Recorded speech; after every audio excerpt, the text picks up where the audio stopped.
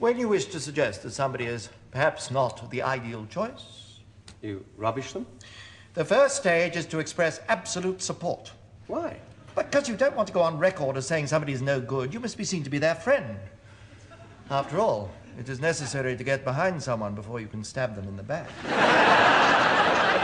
We wanted to work on this movie, Expelled, because we were concerned that Darwinism, which is a brilliant theory, just beyond words brilliant. And this is a theory which was a brilliant theory in the middle of the 19th century.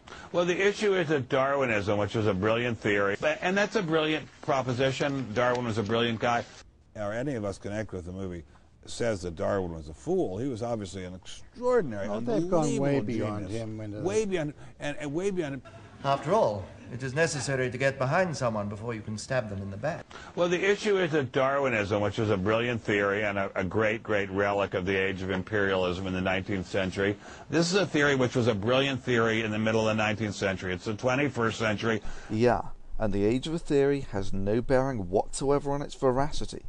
Newton's theories are over 300 years old, yet they are as valid in macroscopic mechanics today as they were in Newton's time. Down to its very foundations. If the most they can come up with to go against us is that they didn't get told the name of the movie, we think we're on pretty solid ground. I mean, they should be able to come up with something a heck of a lot better. those, yes, in fact, we've been extremely satisfied with the reaction, especially of those who are not on our side, with those on the other side, because the most they've been able really to come up with is that when you interviewed us, you didn't tell us the title of the movie. And what I say to them is, we are challenging your whole worldview. We're challenging your whole academic view of the universe, and the most you can come up with to oppose us is that we didn't tell you the name of the movie.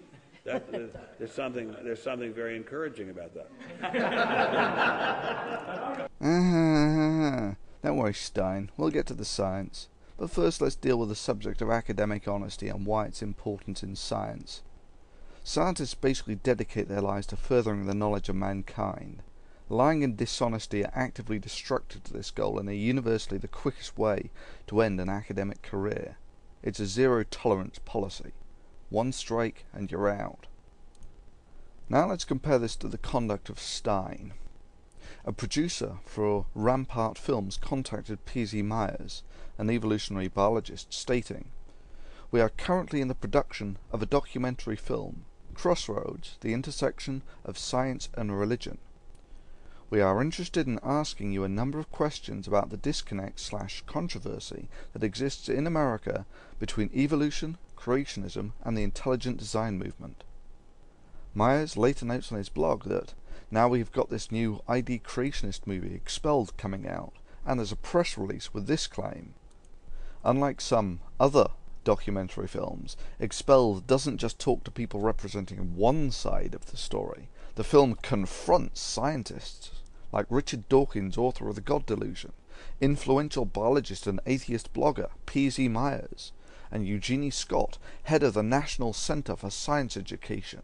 The creators of Expelled crossed the globe over a 2-year period, interviewing scores of scientists, doctors, philosophers, and public leaders. And Stein calls this mere haggling over the title. Bollocks! If you try this sort of thing in the peer-reviewed literature, they'd cut your balls off. No one would ever waste their time listening to you again. So, yeah, the very founding note of Stein's documentary was intellectual dishonesty. But Stein is right, this point does not deal with the academic quality or content of the film. It merely shows that those who produced this film were willing to be academically dishonest from the very first instant, and that their very first action in putting this documentary together was to violate the primary commandment of scientific investigation. Being honest matters. Now let's take a look at Stein's science. 2 long years traveling all over the United States, all over Europe, interviewing many, many, many people. 2 years of travelling the world and talking to people, eh? Wow. Well, let's see how much you've learned, shall we? They've been thrown out of their academic jobs because they thought that there was a possibility of life coming from something other than Darwinism. What are you talking about, Steiny? Evolution doesn't say anything about the origin of life. It explains the diversity of life.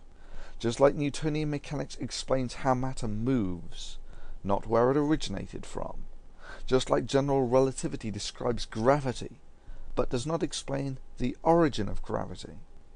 In non-scientific terms, you can learn all sorts of things about music by listening to an orchestra, without actually knowing where or how any of the instruments were made. We thought that possibly random selection and mutations didn't account for the universe. Now Stein is just talking utter gibberish. Random selection? I think he means natural selection. But this is part of the theory of evolution. It has nothing to do with the origin of the universe. That would be the Big Bang theory. And mutations didn't account for the universe, didn't account for gravity. No, but then again, Darwin had nothing to say on gravity. Newton was the first player on that one. Didn't account for why nobody had ever seen an individual species evolve. No one's ever seen an individual species evolve. No one has ever seen an individual species evolve. Wow, I wonder how much research Stein did on that. Merely type observed instances of speciation into Google and you get a web page with about 30 cases of speciation documented in about 100 articles in the peer-reviewed scientific literature. 2 years of travelling the world and interviewing people, you say, Stein? You can only say Darwinian causes, random mutation, natural selection, even gravity is supposed to be done by that. And I would say to these people, well, how did life begin? We don't know, but it had to be by Darwinian means. No. They would simply say, we do not have a comprehensive explanation for the origin of life. Only in Stein's paranoid fantasies would there be any mention of Darwin. Well, how did gravity begin? We don't know, but it had to be by Darwinian means. Maybe in Stein's poor delusional mind they would, but in reality they would say, what are you talking about, Stein? Gravity has nothing to do with evolution, or Darwin. Why does it have to be that way? Why couldn't there have been an intelligent designer? Because, Stein, for it to be science, it has to constitute a growth in the knowledge of mankind. The supernatural, by definition, cannot be studied by naturalistic means. It is, by definition, an unknown. Proposing the supernatural as an explanation for anything is merely replacing one unknown, say for instance where did the universe come from, with another one, the supernatural. The supernatural is nothing more than an intellectually lazy patch used by the weak-minded to cover unknowns, such that they can create a comfortable delusion of knowledge for themselves. While this may be reassuring for creationists, it merely inhibits the growth of knowledge. Putting supernatural stickers on everything that is currently unexplained is merely a path to an intellectual dead end. This is why scientists do not pursue this intellectually pointless exercise. Okay, so let's summarize Stein's depth of knowledge on evolution. We were concerned that Darwinism, which is a brilliant theory, just beyond words brilliant, and explains a great deal about microevolution within species, was being taught as the only scientific explanation for creation. Nope, evolution explains the diversity of life, not the origin of life. For development of life, for development from inorganic to organic matter. Nope, evolution explains the diversity of life. Inorganic matter, as carbon-free material, cannot by definition develop into organic, as carbon-containing material. For explanation of every kind of science, even astronomy. Nope, the theory explains the diversity of life has nothing to say on astronomy.